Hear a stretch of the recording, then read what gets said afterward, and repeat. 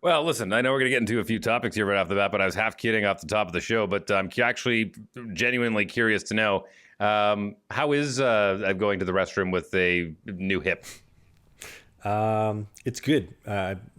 I think the best comparison would be when you're on a road trip. You go to the bathroom at like the public restroom, and you know that it's that toilet has seen some disgusting things and some scary things in its time, and you put down like 10 layers of toilet paper over the seat to make your own like makeshift toilet seat, and then you get like the tricep dip going.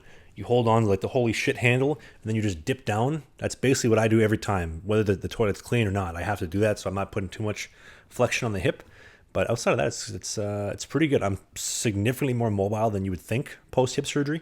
I just got on the bike today for 10 minutes, like the stationary bike at Come on. physio. Seriously? True story. Do you want to get into that? We'll get into the whole hip surgery thing since we're on it. Yeah. Like, is that you just getting too excited, or is that doctor's orders? So that is doctor's orders. So I guess we'll start from so hip surgery. I came home, was basically a vegetable for a day, 2 days, where everywhere I walked was with crutches. I couldn't get anywhere without crutches. Going up and down the stairs was like a 10-minute ordeal going up like 15 steps of Whoa, stairs. hang on. Let's start from the very beginning. So you walk into the hospital, an able-bodied human, a lot of pain in your hip, and then you meet the what hospital was it, by the way? This is the Pan Am Clinic in Winnipeg. Oh, great spot. Dr. McDonald's down there, good friend. So you walk into the Pan Am Clinic just off Pembina just off what would that be? Taylor? I think it's Taylor. Yeah. Okay. We'll go just off Grant. Maybe between Grant and Taylor. We'll go with that.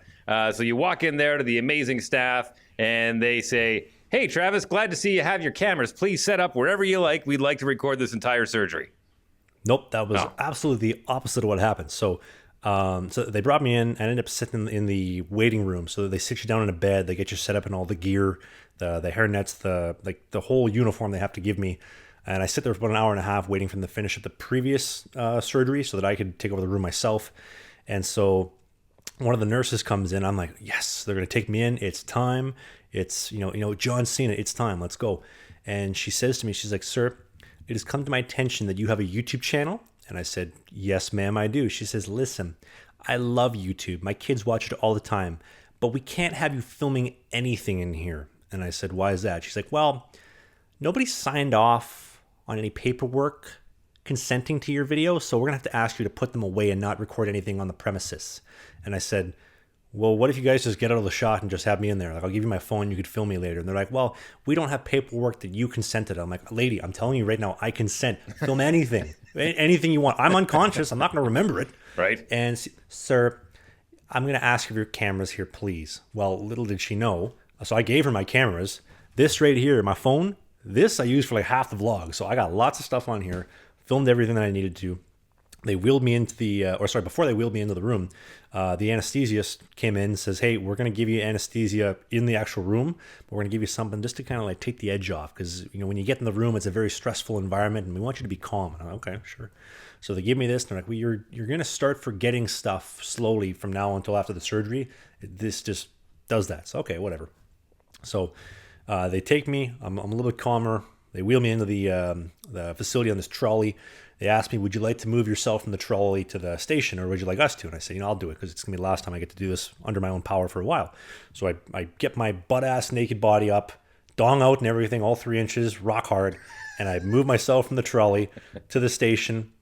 And the people are trying to hold this blanket over me so they can't see me naked. They're like, "Sir, we want to cover you." I was like, "Listen, it's nothing you haven't seen before. I'm not ashamed. This has been seen by many, many people amongst many locker rooms in Watertown, New York. Let's just get this over and done with and not make this any more difficult than it has to be." They sit me down. They said, "Sir." No, sir, honestly, we have seen it before, and we definitely want to cover you up. Is that a third ball? So, Sir, you Anyway. have this underwear called Sheath. You should really look into it. you really should. But I think the first indicator that you needed one was that we wanted to cover it up because it looks like a piece of cauliflower. But we'll get to that in a second. By the way, shout out to our amazing presenting sponsor from the team. Yeah, Sheath. we'll get to that in a sec. Yeah, we'll get there eventually. It's in the words of John Bon Jovi, whoa, we're halfway there. Yeah. So they say to me, "Sir, we're going to give you anesthesia. You have two options. We can give you a spinal injection. It's very calming. It's very nice. And the the anesthesiologist was trying to, pitch me. He's like, I like this myself. This is how I like to get knocked out. And I said, well, what's the downside? He's like, well, there's a very slim chance we paralyze you by accident. I'm like, nope. What's the other option? Well, we can just put a tube down your throat. That's the one. Yeah. Give it to me. So I lay down, and the doctor says, this is going to happen very quickly. Just stay relaxed. And within like that quickly, the guy has this like breathing mask, and he just shoves it right on my face. And I said to him, I was like, you're making me kind of feel a little uncomfortable. And that was it. Out. Do you remember any of it? So I don't remember the breakdown, but the surgeon did call me a couple days ago. And so he calls me up and he says, hey, I just want to give you a breakdown of what happened. So confirmed, your hip labrum was torn from the front all the way down the side. They graded that at a level 2 out of 4. So level 1 being minor, level 4 being unfixable, 3 being major. So I guess level 2 isn't that bad. The hip labor or the femur growth, the cam hip lesion that they call it, the doctor said it was larger than they expected, but I'm a larger man at 6'5", so it makes sense why it'd be bigger. Gave them a little bit of trouble, but it wasn't nothing too much. They were able to get rid of it and knock it all down. My femur cartilage was perfect, fantastic. Doc was really flattered me there.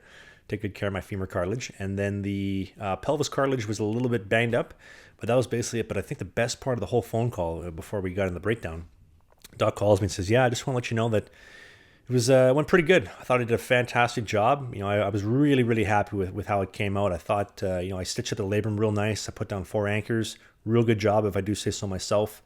Your little femur lesion gave me a little bit of trouble, but, we knocked it down. No problem. Real happy with that as well. I thought I did a great job. I thought I did a really good job. We did it a little bit under 4 hours. They were quoting me at 3, so it took a little bit under 4. But I thought that was like I wish that was like a post-game, like hockey interview. Like, you know what? I took the puck from behind the net. I walked everybody from Gothenburg to Stockholm. I walked the D-man, made him look silly, bent his ankles over, and I roofed it of the goalie because he sucks. Sullied, I need a raise. That's basically what he told me in surgeon format. Well, are you happy with that? Because I certainly would be. It's a lot better than going into your mechanic shop and going, well, I did my best.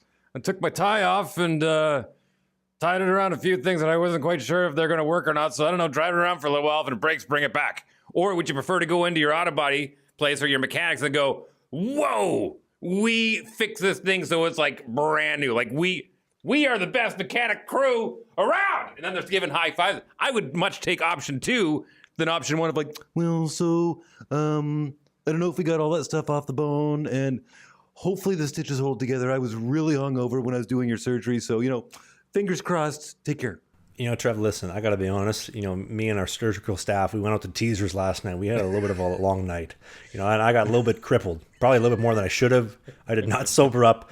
We're just trying to get pucks deep. We're trying to get him in hard. We're trying to hem him in deep. We're going to bring out the big guns and hope for a big third period. And that's all I can do is just hope for the best. No, yeah. I like his approach better. We went to a cabaret because I wanted to remind myself it was like practice. I wanted to see how the hips moved properly before I went in to operate on hips. Had to see how they move. That's what we want. That's what we're trying to get tomorrow for Ridgen. Right. And that's the kind of ability he needs. Get that man back on the post. That's the pole. The post. Get that man working the corner in Watertown, New York. Or Fraser, Michigan, sorry. But so anyway, so surgery goes well. And so apparently after they brought me back into the waiting room, and I slept for about an hour. And then I remember I woke up and the nurses were shaking my arm. They're like, "Sir, like we got to go." And I told them, I cussed at them. I said, "No, I'm not leaving." Like Jordan Bell from Wolf of Wall Street. Like, I ain't leaving. I'm not leaving. I'm not going anywhere. You're gonna need a wrecking ball to take me out. And so they ended up waking me up. They're like, "You got to go home." And I was like, "Why?" I was like, "Everybody's gone. You're the only one left in the building. It's 7:30. Let's go." And I was like, "Okay, fine." So at this point, this is what they were telling me, and I don't remember a lot of the stuff that was going on at this point in time, and then it slowly kind of starts to fade back like into my memory when they had me out of the building. But after the surgery, because they took my cameras, but they didn't take my phone, I started recording some clips in the clinic that I don't remember recording, and there's one of me in the nurse lady, and it'll end up being in the vlog soon. But so I got the surgery or the clip, and I'm thinking, by the way, have you ever heard of Ric Flair? And I said this to the nurse lady, and she says, "No, who's that?" And obviously I'm extremely high at this point in time. I'm like, well, he's the wheeling, dealing, diamond ring wearing, kiss stealing, jet flying, son of a gun. And she's like, oh, that's very nice. And I said, oh, yeah. And I'm having a hard time holding these alligators down. And so she ends up wheeling me out on this cart. And she's trying to like open up the doors because they have. Tell me you have that on video, please. I have it on video. Maybe there's a way to put it in the podcast in the video version. You'll hear the audio if you're in the car, but it'll be in the vlog soon. And so obviously the nurses, they have like passes to get into certain rooms in the hospital. And so I have this video of the lady trying to like, scan the car key in, and I have my phone and I'm like, stop. And I'm like, I got it. I told her I opened it up like with my mind, like my mind powers. I was opening the door. Jedi mind tricks. Basically, and I'm looking at the video and I'm like, how high was, like, how many drugs did they give me? And so then she's wheeling me out of the place, and I got this like cup of water, and I was like, I got my water. Woo! I guess it was watching too much Ric Flair. And then they handed me off at home, and I sent Dave a clip. My mom filmed a clip of me sitting at home. My mom's like, Travis just got home from surgery. He's really high. They fixed his hip, and then I was, I guess, pissed off. I was like, but they didn't fix my 3-inch hammer. I mean, because that, they spend 4 hours fixing my hip, and the hammer's not fixed. That's a real major problem. But the real, I guess, moral of the story is that whether you have a north-south or an east-west problem with your hammer, you got to get a pair of underwear from the team at Sheath Underwear, presenting sponsor for the podcast. They've been back with the podcast since day one, since we rebooted in July. And Mr. Dave Wheeler and I are very proud to present Sheath every single week and wear them. I mean, I got them on right now. My hip's busted, but I still got a pair of Sheath on, and I'm cool, I'm calm, and I'm collected. And I'll tell you why. Sheath have the dual pouch technology, and the dual pouch is a segregated, separated compartment that holds your dick and your balls, your biscuit and your basket into two different compartments so that they breathe. They're not touching. They're not sticking to the side of your leg. They're not like clumping up on one side, kind of like a full laundry hamper full of towels. It feels nice. It feels aerated, and their bamboo mesh technology is incredible. It is cooling, and I promise you, if you get a pair of Sheath underwear, I know the New Year's resolutions have kind of passed, but make this your New Year's resolution. Yeah, I know you forgot about your last one. You didn't go to the gym. You haven't been eating right. Get yourself a pair of Sheath underwear, and you can do so with a link in the video description or a link in the podcast notes. The code BISCUIT69 is going to get you 20% off the best underwear money can buy, only at the team from Sheath Underwear. Okay, so here's the deal. I wore my red Sheath underwear so Team Canada can thank me for their gold medal because I didn't take those off for the entire tournament. You're welcome, Sheath. I'm sorry to my wife, and you're welcome, Team Canada. Almost everybody won here. Almost. Yeah, almost everybody. But going back to the clip that your mother sent, pretty sure you were cheering for the wrong team most of that game. Yes, I did realize. So the surgery was done the night that Canada and USA were playing in the World Junior game, and I didn't realize it until after that I was actually cheering for the wrong team. I was cheering for the US. I was celebrating the goals and I was and everything. And I said to Dave after, I was like, I think I was cheering for the wrong team. I thought we lost 6-2. We won 6-2. I was so out of it at the from the surgery, but outside of the loopiness and everything went really well with the surgery. I'm getting mobile. I'm getting around and everything, and all things considered, I'm really happy. I mean, I'm going to Vancouver later this week with my beautiful girlfriend to set up shop full time for the next little bit after we recover. And yeah. Now I'm curious because number one, there's different stages of recovery for different types of human beings. I mean, for a guy like me, if I went in for hip surgery, they're just like, yeah, you can probably go back to doing the radio show like tomorrow. No, a little easier. As far as being able to walk down to the grocery store in Kitsilano and grabbing some food for you, probably within the next 2 weeks, I would say. But did they give you a time frame on when you're allowed to get back into the pads and start doing some butterflies?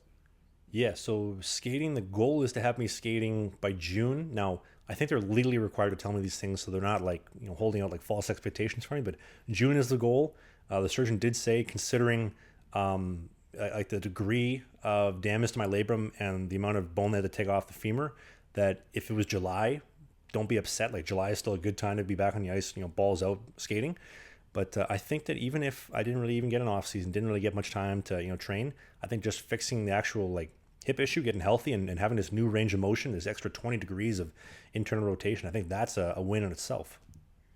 Yeah, I would agree. And listen, I mean, you don't really have to turn on the jets until September when camps start, right? So and that's only if I'm going to Europe, though. So if I go to Europe, We'll be reporting sometime September. I think September 15th-ish, maybe September 1st, depending on, obviously, my girlfriend, her birthday's on September the 1st, so maybe I'll report for September the 2nd, understandably so. Is she a Virgo? She is a Virgo, yes. She's a Virgo. Good girl. Also, shout out to this is new, but shout out to her dad, Jay. She went home at Christmas time and told her dad and his brother about the podcast that Dave and I do. This podcast you might have heard of, and apparently they're listening. So Jay, shout out to you. You got an awesome daughter. She's really funny. She's like my own personal stand-up comedian. She's so damn funny sometimes, and she makes me damn right happy. So yeah. Wow, you are so green. You think it's like, oh, cool. I got my girlfriend's dad. Listen to the pod. He must be a big hockey fan. No, he's vetting you, you dummy. He's trying to figure out. Let's find out how big of a scumbag this guy is playing professional hockey all over the inland Northwest. That's what what is his name? Jay? Is it Jay? Smart man, Jay. Smart man. From one father to another. I feel you. Nice work. And you're not wrong about him. Trying to get better every single day here, but anyway, one side note I did want to tell. So right before I came back from Vancouver to Winnipeg about 2 weeks ago, the massive snowstorm blizzard in Vancouver, Victoria and I, we were walking downtown Vancouver by Waterfront Station, and we were going to go for coffee, and this massive blizzard was happening. There was snow everywhere, and we saw this one girl walking down, and she was wearing like a tight skirt, and her jugs were hanging out. And I said to Victoria, it's like -10 in Vancouver, which to them will be -40 here. And I was like, how is this girl not cold? And she's like, Travis, didn't you know hose never get cold? I was like, she's got a good point. She's got a good point. You know why? Because they have warm hearts. Hey, if you enjoyed this video, hit the subscribe button. We do a new podcast every single Sunday during the season called Sling the Biscuit. It is a non-mainstream hockey podcast, so we talk about my hockey career, the minor pros, Spain, the Fed, you name it, all the stuff that you won't hear in the mainstream news. Music. Pop culture. Politics, a little bit. Thanks for watching this video, and we'll see you soon.